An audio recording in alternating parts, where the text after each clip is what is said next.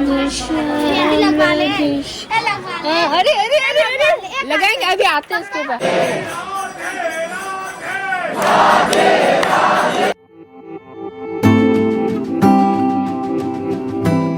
শনি প্রথমবার আমরা নিধিবনে এলাম।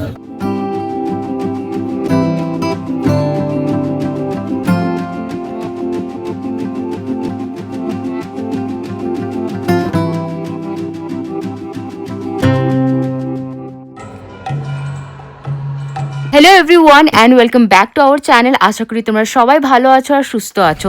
রাধারানী কৃপায় আমরা যাচ্ছি বৃন্দাবন দর্শন করতে। তো আমরা বেরিয়ে পড়লাম বৃন্দাবনের উদ্দেশ্যে। আমি, মুন, রবি, আমরা তিনজনে বৃন্দাবন যাচ্ছি। কোনো এজেন্সির থ্রু দিয়ে নয়, কারোর সাথে নয়, আমরা তিনজনে একা একা বেরিয়ে পড়েছি। এখন আমরা বর্ধমান স্টেশনে আছি। আমাদের 7টাতে বৃন্দাবনের ট্রেন আছে। আমরা 5টাতে বর্ধমান স্টেশন ঢুকে গেছি। হাতে 2 ঘন্টা সময় আছে বলে ওয়েটিং রুমে আমরা ওয়েট করছি। কালকে সন্ধ্যে 7টা আমরা ট্রেনে উঠেছি। কালকে খুব টায়ার্ড ছিলাম বলে আর ব্লগটা করলাম না, তাড়াতাড়ি ঘুমিয়ে পড়েছিলাম। আজকে আমাদের সেকেন্ড ডে। আজকে সন্ধ্যে 7টা আগ্রা ক্যান্টে আমরা নামবো। আমাদের গোপাল সোনাও আমাদের সঙ্গে আছে আর বৃন্দাবন দর্শন করতে যাবে। তো ফাইনালি 24 ঘন্টা জার্নি করার পর আমরা আগ্রা ক্যান্টে নেমে গেছি। কিন্তু আমাদের ব্যাড লাক ছিল যে আমাদের ট্রেন 1 ঘন্টা না 2 ঘন্টা লেট ছিল। তাই আমাদের যে মথুরা যাওয়ার যে ট্রেনটা ছিল সেটা আমরা মিস করে গেছি। But no problem, Agra cantt থেকে আমাদের একটা ডাইরেক্ট বাস আছে যে বৃন্দাবন নিয়ে যাবে। তো সেই বাসটা আমরা ধরবো। এই যে এই বাসটা বৃন্দাবনের ভেতরে ঢোকাবে না, বাইরে নামাবে। আর ওখান থেকে টোটো করে আমরা চলে যাব। 15 মিনিট লাগবে যেতে। কেমন লাগছে বৃন্দাবন যাচ্ছ? দারুণ দারুণ। রাধে রাধে। রাধে রাধে। রাধারানী কৃপায় আমাদের ব্রজভূমিতে পা পড়ে গেছে। হ্যাঁ, আমরা বৃন্দাবন পৌঁছে গেছি। অনেক রাত হয়ে গেছে, 11টা বাজে। আমাদের ট্রেন লেট ছিল বলে। এটা হচ্ছে ওই আশ্রম যে আশ্রমে আমরা 3টে রাত থাকবো। এই আশ্রমের নাম হচ্ছে আনন্দ ধাম। গৌরী গোপাল আশ্রমের জাস্ট সামনে এই আশ্রমটা আছে। এই আশ্রমটা খুবই ভালো, খুবই বড়। এই আশ্রমের নিজস্ব রাধা গোবিন্দর মন্দির আছে। এইটা হচ্ছে আমাদের রুম, ট্রিপল বেডরুম আমরা বুক করেছিলাম যেহেতু আমরা 3 জন আছি। আর রুমটা অনেকটা ক্লিন আর স্পেশিয়াস। আমরা ভাবতে পারিনি যে আশ্রমে এত ভালো রুম দেবে। এটা মনে হচ্ছে 3 স্টার হোটেল। যাই হোক, এটা yatra.com এ আমরা বুক করেছিলাম। আর 3টে রাতের আমাদের পড়েছে 3000 টাকা। রাত হয়ে গেছে, 12:30 বাজছে। আমরা ডিনার করে ঘুমিয়ে পড়বো। এখানে মটর পনির আছে আর একটা আলু তরকারি আর রুটি। তো আজকে আমাদের ডে 1 বৃন্দাবনে। কালকে আমাদের খুব রাত হয়েছিল আশ্রমে আসতে। আসলে ট্রেনটা লেট করে দিয়েছে, না হলে আমাদের 8:30 9টার মধ্যে ঢুকে যাবার কথা ছিল। ট্রেনের তো কোনো ঠিক থাকে না। তো যাই হোক, কোনো ব্যাপার না। তো আজকে আমরা সারাদিন বৃন্দাবনে ঘুরবো। আমরা 2 দিন আছি বৃন্দাবনে। তার 2 দিন বৃন্দাবন আর 2 দিন রাধাকুণ্ড। তো তোমরা ব্লগটা দেখতে থাকো, খুব মজা হবে। এই যে আমার বর রেডি হয়ে গেছে পাঞ্জাবি পরে, আর ধুতি পরার কথা ছিল বাট ধুতি আনতে ভুলে গেছে। আর ওই যে আমার বোন গোপাল সেবা দিচ্ছে। এই যে আমাদের গোপাল সোনা রেডি হয়ে গেছে। আজকে একদম লাল লাল জামা পরেছে, খুব সুন্দর লাগছে দেখতে। সকাল সকালও এত সুন্দর এখানকার ওয়েদার, খুব ভালো লাগছে। সকাল সকাল এই দেখো, হনুমান থেকে খুব সাবধান, টুপি চশমা এগুলো থেকে খুব সাবধান। মোবাইলটা আমি খুব চেপে ধরেছি। আমরা এই আনন্দধাম গৌরী আশ্রমে এখানে রয়েছি। সামনে মন্দির রয়েছে। এই দেখো হনুমান।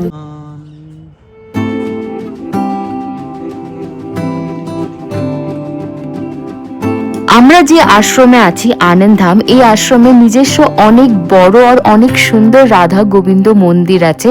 তো বাইরে বেরোবার আগে আমরা এই মন্দিরে যাব, দর্শন করব, তারপরে বাইরে বেরোবো। বৃন্দাবনে কিন্তু অনেকগুলো মন্দির দেখতে পারবে, রাধাকৃষ্ণ মন্দির। সব নিজস্ব আশ্রমেও নিজের অনেকগুলো মন্দির থাকে। এই মন্দিরটা দেখো কত সুন্দর, সত্যি অনেক ভালো লাগছে থাকতে।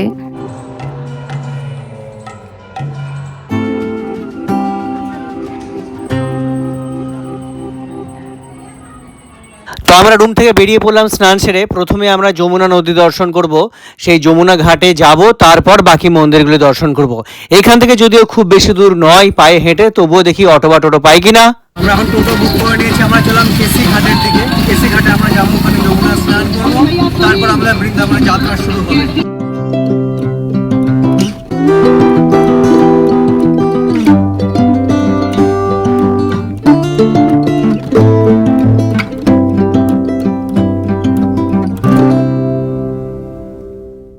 বন্ধুরা, আমরা এখন চলে এসেছি কেসি ঘাটে।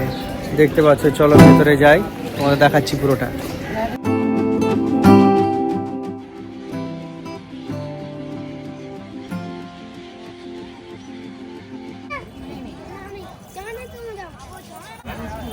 नाम क्या है पता? सचिन तेंदुलकर क्रिकेट नहीं खेलता है? सचिन तेंदुलकर जानता है? सचिन तेंदुलकर पढ़ाई करते हो? करते हैं कितने क्लास में? 5 में 5 में। वाह, गुड बॉय। हाँ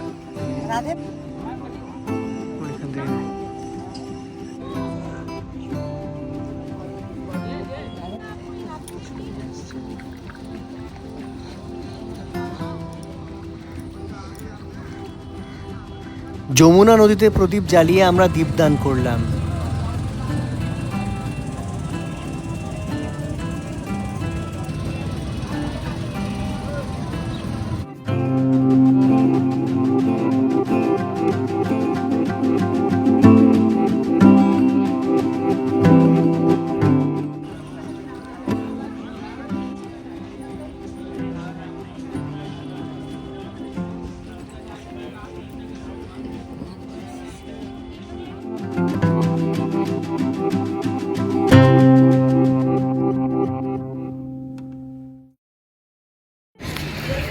তো বন্ধুরা, আমরা চলে এসেছি কেসি ঘাটে। এত সুন্দর জায়গা, এখানে এত ছবি ভিডিও খুব সুন্দর আসে। আর এই যে এটা হচ্ছে যমুনা মন্দির, এই যমুনা নদী, বিখ্যাত ঘাট কেসি ঘাট। এখানে আমরা সকালবেলা এসেছি, এখানে সন্ধ্যের সময় আরতি হয়, সন্ধ্যা আরতি সন্ধ্যে 7:30টার সময় হয়, সেইটা আমরা দেখব। আবার আসবো আমরা এখানে।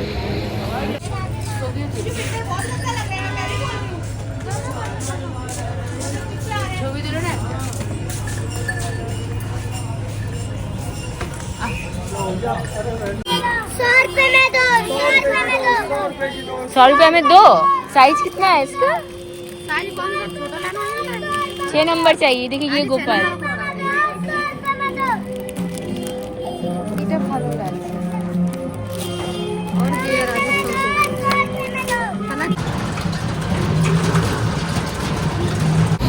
জানি না তোমাদের কতটা ব্লগ করে উঠতে পারবো, কতটা ভিডিও দেখাতে পারবো।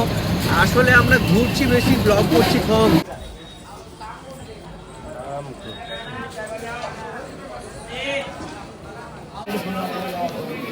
তো আমরা যাচ্ছি বাঁকে বিহারী মন্দির, চলো।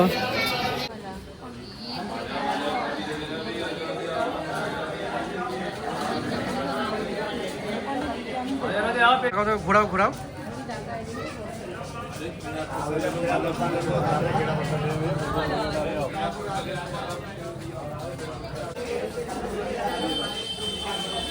বাঁকে বিহারী মন্দিরে রাধাকৃষ্ণের মিলিত রূপের মূর্তিটি ত্রিভাঙা ভঙ্গিতে দাঁড়িয়ে আছে। বাঁকে বিহারী মূর্তিটি মূলত স্বামী হরিদাস কুঞ্জ বিহারী নামে পুজো করতেন। বাঁকে মানে বাঁকানো এবং বিহারী মানে ভোগগাড়ি, এভাবেই 3 জায়গায় বেঁকে থাকা কৃষ্ণ বাঁকে বিহারী নামটি পেয়েছিলেন। মন্দিরে বাঁকে বিহারী একটি ছোট্ট শিশুরূপে পুজো করা হয়।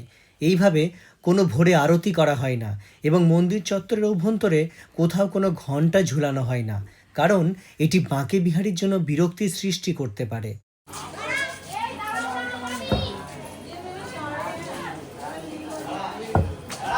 তো আমরা এখন চলে এসেছি রাধা মদন মোহন মন্দিরে।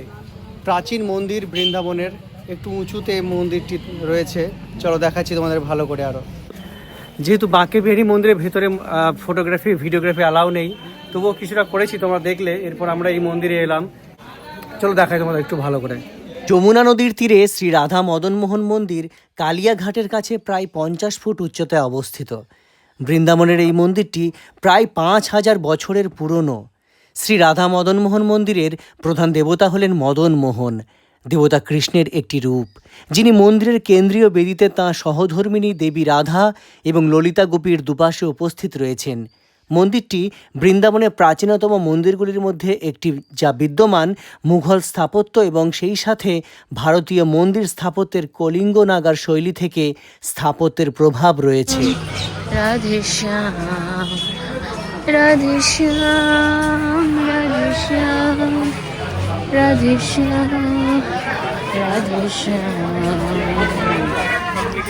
রাধে শ্যাম রাধে শ্যাম রাধে श्याम राधे श्याम राधे श्याम। अरे अरे अरे अरे लगाएंगे, अभी आते हैं उसके बाद। राधे श्याम বাঁকেবিহারী মন্দির দর্শন করার পর এখন আমরা চললাম রাধাবল্লভ মন্দির দর্শনের উদ্দেশ্যে।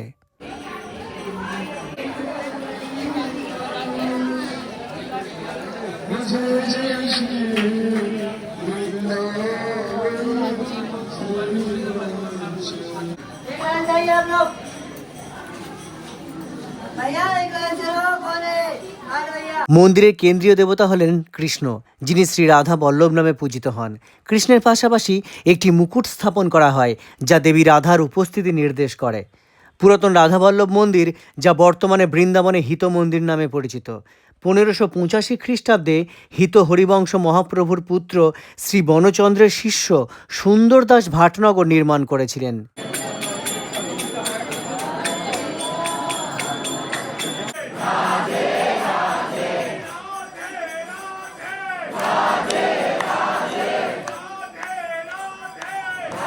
মন্দিরের আশেপাশে গলিগুলোতে অনেকগুলো খাবারের দোকান আছে, আর এখানে ফেমাস খাবার দেখছি কচুরি আর আলুর তরকারি। এটা অনেক দেখতে পাচ্ছি, সব দোকানে জেনারেলি এটা থাকছে। আর চাট, রাজ কচুরি, এগুলো তো এখানকার অনেক ফেমাস খাবার। তো আমাদের খুব খিদে পেয়ে গেছিলো, তাই আমরা খেতে চলে এসেছি। আবার খাওয়ার পর আমরা চলে এলাম শপিং করতে। এই একটা দোকান আমরা পেলাম। তোমরা প্রত্যেকেই কিন্তু ওই পরপর অনেকগুলো দোকান দেখতে পাবে। আমরা এই দোকানটা চুজ করলাম, বাইরে থেকে দেখে তো ভালো মনেই হলো। তারপর যখন ভেতরে এন্ট্রি নিলাম, তারপর পরিচয় হলো মালিক হচ্ছেন বাঙালি, তারপর এখানকার যত কর্মচারীরা রয়েছেন প্রত্যেকেই কিন্তু বাঙালি। তো সেই একটা বাঙালি স্বাদ আমরা পেলাম। এখানকার দেখি জিনিসপত্র কেমন লাগে, তারপর তোমাদের জানাবো।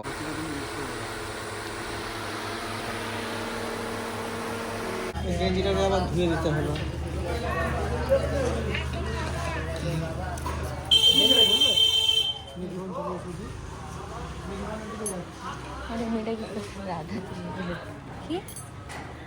রুমাল আছে, रुमाल मिलेगा, हैंकी हैंकी। रुमाल नहीं, कपड़ा, कोई भी कपड़ा नहीं चलेगा। ऐसा कोई कपड़ा दिखना।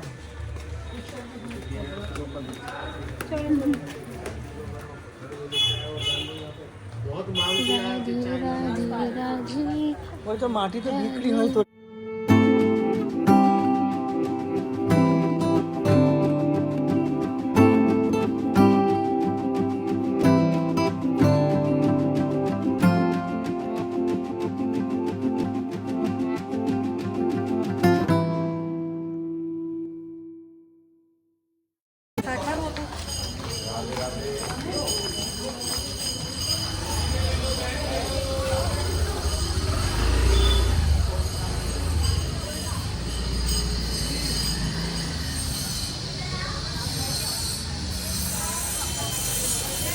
এরপর আমরা চললাম নিধিবন দর্শন করতে। দেখি নিধিবনের রহস্য উদ্ঘাটন করতে পারি কিনা।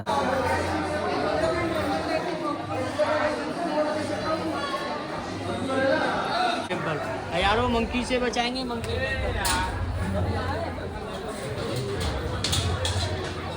ले लो एक साथ में सब बतला के लाए। সো আমরা চলে এসেছি নিধিবনে। এইটারই অপেক্ষায় ছিল। নিধিবন এটাই রোমাঞ্চকর। এর আগে যখন বৃন্দাবনে এসেছিলাম তখন নিধিবন আসা হয়নি, তো আমার খুবই ইচ্ছে ছিল আমি যেন নিধিবন অবশ্যই এবার আসতে পারি। যাই হোক, আমার স্বপ্ন সফল হয়েছে আমাদের। ও আসেনি, প্রথমবার আমরা নিধিবনে এলাম। দেখো এই ছবিটা খুব দেখেছি। নিধিবনকে বৃন্দাবনের অন্যতম রহস্যময় স্থান হিসেবে বিবেচনা করা হয়। এটি একটি ঘন বন, যেখানে সবুজ গাছের মধ্যে রয়েছে অনেক তুলসী গাছ। মজার ব্যাপার হলো, গাছের বাকল ফাঁপা এবং মাটি শুষ্ক হয়ে গেলেও সারা বছরই গাছ সবুজ পাতায় পূর্ণ থাকে। সব গাছই মাটির দিকে বাঁকানো অবস্থায় থাকে। বহু বানর এবং ময়ূর এই স্থানে বাস করে। সাধারণ বিশ্বাস হলো, এই গাছগুলি রাতে গোপী বালিকায় পরিণত হয় রাসলীলার নৃত্য পরিবেশনের জন্য, এবং ভোরবেলায় তাদের আসল রূপ ফিরে আসার আগে তারা আবার বৃক্ষ হয়ে যায়। চত্বরের প্রতিটি গাছ যুগল ভঙ্গিমায় গোপী এবং কৃষ্ণকে বোঝায়। আর রয়েছে রংমহল। রংমহল অর্থাৎ রঙিন প্রাসাদ। এটি হলো নিধুবনের আরেকটি মন্দির, যেখানে রাধাকৃষ্ণের বস্ত্র পরেছিলেন বলে জনশ্রুতি আছে। বিশ্বাস করা হয় যে প্রতি রাতে রাধা এবং কৃষ্ণ স্বয়ং তাদের ক্লান্তিকর নৃত্যের পর এই প্রাসাদে বিশ্রাম করতে আসেন। মন্দিরে শয়নের জন্য চন্দন কাঠের শয্যা রয়েছে। প্রতিটি সন্ধ্যায় মন্দিরের দরজা বন্ধ করার পূর্বে মন্দিরের পুরোহিতরা শয্যা রাধার জন্য চুড়ি, ফুল এবং বস্ত্র, তুলসী পাতা, দন্তধার ধাবনের জন্য নিমের ডাল, খাওয়ার জন্য মিষ্টি এবং পান সুপারি এবং শয্যার পাশে জল ভর্তি একটি কলস প্রস্তুত করে রাখে। পুরোহিতদের দ্বারা সমস্ত ব্যবস্থা করার পরে রংমহল এবং নিধিবনের প্রধান দরজাগুলিতে বাইরে থেকে তালা দেওয়া হয় এবং শুধুমাত্র সকালে তালা খোলা হয়। প্রতিদিন সকালে তারা দেখতে পায় যে শয্যা দেখা মনে হয় যেন কেউ ঘুমিয়েছে। নিমের ডাল ব্যবহার করা হয়েছে। মিষ্টি এবং পান পাতা দেখে মনে হয় সেগুলি আংশিকভাবে কেউ খেয়েছে। এছাড়াও চুড়ি, ফুল এবং বস্ত্র ব্যবহার করা এলোমেলো, এগুলো অবিন্যস্ত দেখায়। সূর্য অস্ত যাওয়ার পর মন্দির চত্বরে কাউকে ঢুকতে দেওয়া হয় না।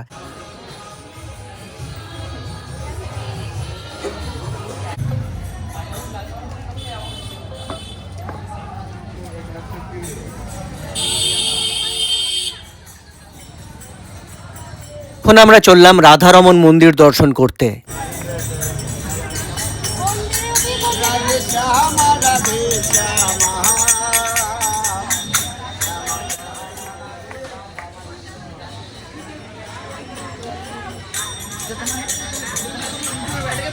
এখন যে মন্দিরটি দেখছেন এটি হলো রাধারমন মন্দির। রাধারমন কথার অর্থ রাধার প্রেমিক। গোপাল ভট্ট গোস্বামী এই মন্দিরটি প্রতিষ্ঠা করেছিলেন।